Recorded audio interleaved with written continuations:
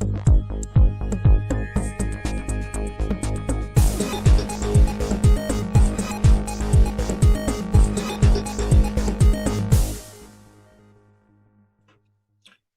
everybody. Welcome to the What the Football channel. This is the BH and Scrubber Show. We're here to talk about the game against the Jaguars. So that's coming up this Sunday at 1 o'clock Eastern. Looks like it's going to be a good game. NFL is rocking and rolling. Anybody saw that Thursday night game? That was a good game.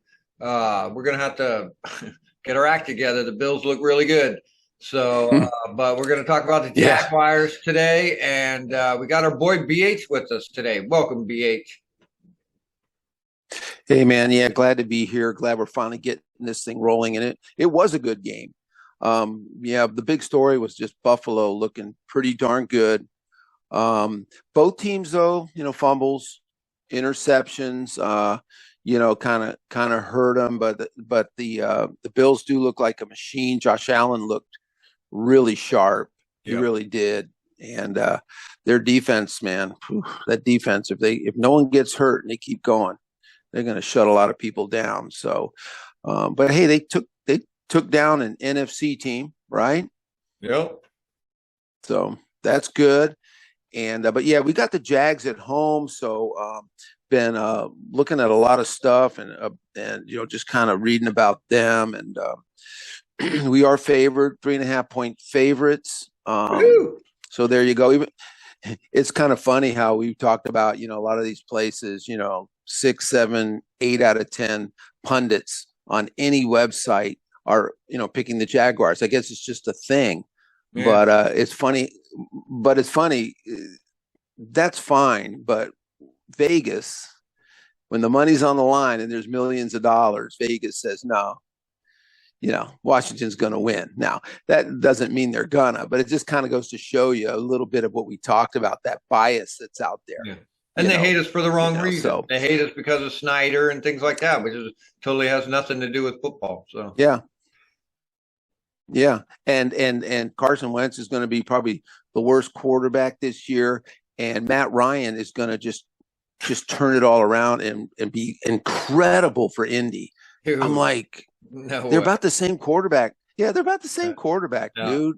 Settle down. But yeah, it's a big story out there. I mean, I've been in a lot of fellow YouTubers out there, Pedro Smith and Owan Gotti, kind of talking about like, wow, it's like just not complaining, but observing and going, what's going on out there? It seems odd, ranking Carson like the 30th 27 quarterback.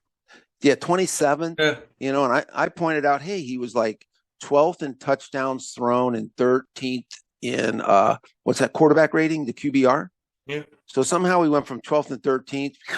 Now he's 27. Makes no sense. I don't get it. Yeah. Hey, the worst is NFL.com, dude. They do their they have a thing called the power ranking. Then they have it. Goes all year, which as teams in the ebb and flow of the year. But in the opening power ranking, man, we're the 30th ranked team. Yeah, Dan Hanzus and them. I mean, so I just So anyway, something's going on that we don't know about. That was a little harsh. It was. They just hate for the wrong reasons. If they could just see through, got better weapons. He's got a better offensive line. He's got a better defense that is going to hold the other team, so we only score a few points. I mean, there's way more better things about this team than when he played with Indy, and maybe he could be in a better culture, so he's going to play better. He's got his tight end targets that are really good. He didn't have that before, so yeah. From the bottom, you can only go up. Exactly. That's the way. From the very bottom and watch it just go up. Yeah, it's better than everyone telling you that you're the greatest thing ever, because you can only go down from there. Yeah. So, well, this is a team that's is going to be on the rise. Certainly they took the first pick in the draft, so they do have issues. They had a huge issue with their coach last year, who universally, Urban Meyer, was pretty darn bad. He got fired. They got a Doug Pederson, really good coach. He knows Wentz from Philadelphia, and he's a solid guy, they really needed him, sort of like the Commanders needed Coach Ron. They needed Exactly. someone to come in that's solid, get the team stabilized, and go. And this team, I would have to say, for me, the big thing is their defense. It is pretty darn good, and they play a 3-4-D. Yep. Their front seven gave Carson Wentz fits. That's the big game, the famous game last year, where all they had to do was beat the Jags, and they couldn't. And the front seven did give them fits. I mean, there was a lot of quarterback hits, not a lot of time to throw. So it was, and they are good. Now they're young, and they play a 4. Their linebackers are pretty darn good. They got Josh Allen, the linebacker, not the quarterback, and he's a guy you have to account for. He's one of those young guys, super good, and he can really get after it. And they did have the first pick in the draft. They took Trayvon Walker, and he's a linebacker. But they had another first round pick and took a Devin Lloyd from Utah. So they've got some real strength in their linebackers. Now, they're rookies, so you got to account for that. But they are super talented guys, and Walker's a guy that they'll probably even move around, put his hand in the dirt. He's a guy where you can put him in a lot of places. Put him on the line, put him as your 3-4 linebacker.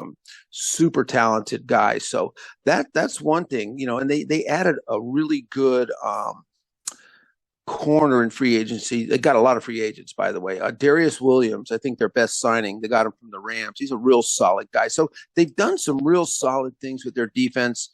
So that, I think that'll be the challenge for us. I mean, so we are going to see a pretty good, I think, solid D that we're going to have to take advantage of. Now, on the flip side of that, is the offense is pretty young. It's a new system. Trevor Lawrence, right? Yeah. First round pick the year before. He didn't look that great. I mean, they said, the coaching was bad. The culture was bad. I get that. But even with that, he just didn't look that good. And I'm not all that impressed with their receiver core. I know they got Christian Kirk, the free agent. They got Zay Jones from the Raiders. They do have the veteran Marvin Jones. He's actually at his age, he's still a pretty good guy. Their tight end they brought over from the Giants, Evan Engram. So I don't see a lot on their offense. Their offensive line, they did add Brandon Scherf. Their offensive line was not that good last year. I don't know how much upgraded it is this year. They're starting a rookie center. One of their better linemen retired, and it was their center. Yeah. And so they got Luke Fortner. I was kind of reading his draft profile. He's a solid guy. I mean, not surprising that he's starting even as a rookie. He's pretty good, but he's going to have his hands full with our defensive tackles. That's a hell of a first game to go up against Daron Payne and Jonathan Allen. Definitely. So he's it'll be interesting to see if they can kind of take advantage of that on the interior. See, he's a young guy. Push him around and get him in trouble. And the other thing too is their running backs. That Travis Etienne. Now he was drafted last year and then hurt his foot in preseason. Now he's completely healed. He's a super talented guy. He's a guy we have to watch out for. Right. But he's never really played a full NFL game. Right. And then his backup, James Robinson, he's coming off an Achilles. They say he's healed and he's going to play, but Achilles, I don't know. You just really don't quite come back with the burst that you had before the injury. I always think it takes another year, whether you can play or not. So overall, I think that's kind of the way I look at this team is pretty good defense, but a susceptible offense. So that I think so see how it plays out. I think they're gonna they're going to be playing the running backs a lot. It's going to be a rainy day in Washington, so they're going to be relying on them running backs a lot. So we're going to have to do the same thing. So it's going to be crazy out there, slippery, wet, like heavy duty rain. So yeah, and and then the thing is, and then we talk about the turnovers. We always talk about fumbles and catching the ball, make sure it doesn't slip through your hands. So both teams are going to have to really be on top of that. So I'm kind of glad they're playing at home. in those conditions. So, yeah, I think one thing about this team, they spent a lot of money on free agents. I think they had to do it because they had so much money. They almost had to go out and do something. I mean, they kind of paid some of these guys a lot of money. Now they got Brandon Scherf, which is good, but it gave him a pretty hefty contract. That will help their line, that's for sure. And that'll be sort of an interesting matchup, having him going up against Jonathan Allen and Jerome Payne on the interior. So that'll be fun to watch. So what's kind of new on the Commanders front? I mean, how are we doing? I mean, on injuries and stuff. Yeah, the injury list, it looked like a couple people are questionable. Logan Thomas. Who's the other guy? The other tight end. Cole Turner. Cole Turner's questionable, so they might not play. It's good to see Jonathan Bates out there. Cam Curl, he's not going to make the game. He hurt his thumb, something. Yep. So he's not going to make the game. So I got Derek Forrest, I think, is backing him up. And then who's behind him? Butler, I think. Yeah, Butler's behind him. So, in a rainy day game, they could do all right. You know what I'm saying? I think so. If the passing is toned down a little bit and everybody just holds the line, stays in their lane, we should be good. I don't see any problems with our defense or our offense. The only thing I would see is, like you said, the turnover thing. It's going to be Antonio running it on a wet day. The other thing would be Joey Sly with the kicking, but those boys are pretty solid as far as the snap and the hold. So it could be, that's a hard stadium to kick in. So that could be problems. So, and if it's problems for us, it's problems for them. So I just think it's going to be, 3 in the mud, just keep running it. Try and extend the plays, trying to make long, tedious marches down the field, score the touchdown, get the field goal. It's important for us too to score in the red zone. I think during the preseason we had some problems once in the red zone of not sealing the deal. We've had that problem before. So that's the way I see it. It should be a straightforward game. It's the first game of the season. There's really not a whole lot going on. It's just a wait and see. Yeah. So. Yeah, and I kind of agree with you in those kind of conditions. It sort of does, it'll help the guys coming in for Cam, because probably be a lot of running, short passes, and they'll have a short area to cover. And Coach did say Percy Butler and Derek would sort of be filling in that role, whether it's strong safety or doing the Buffalo nickel. And so that'll be there. And I think, maybe with field goals, might see more going for it on 4th down. That would be cool. Yeah, just because it's like, hey, why take a chance? It's a little messy, it's muddy. They don't have a dynamic offense. They're not the Rams, they're not the Buccaneers, so you can take chances like that. Yeah. And so I think, and I mean, I think was it Jonathan Williams? We'll see how they split the carries. It's we won't know. I mean, coach isn't going to give that away. I really thought they might use him and Antonio Gibson 50-50. Okay.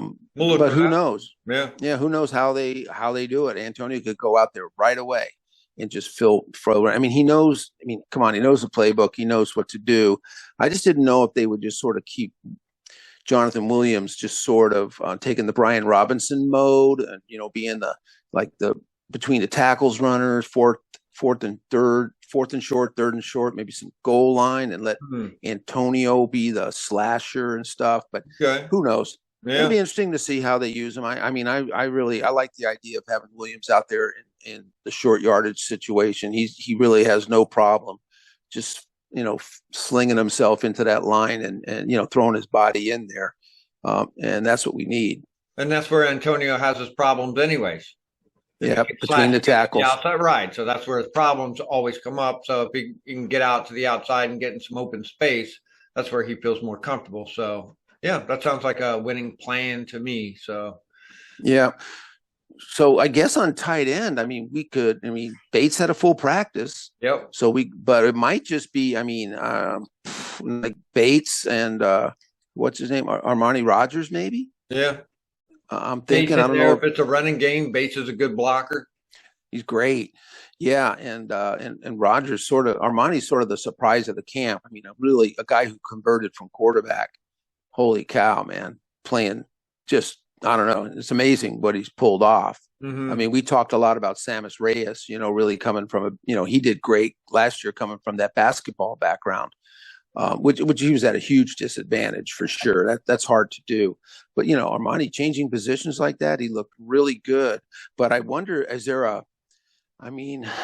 guess they could suit up depending on how they're doing. They don't want to get anyone hurt. I just don't know if they even want to suit up,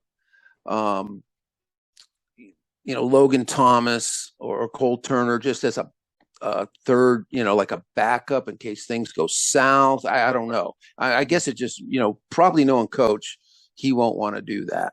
Yeah, if you're just sticking to that run game and blocking and getting them guys out there making a few catches, that's fine.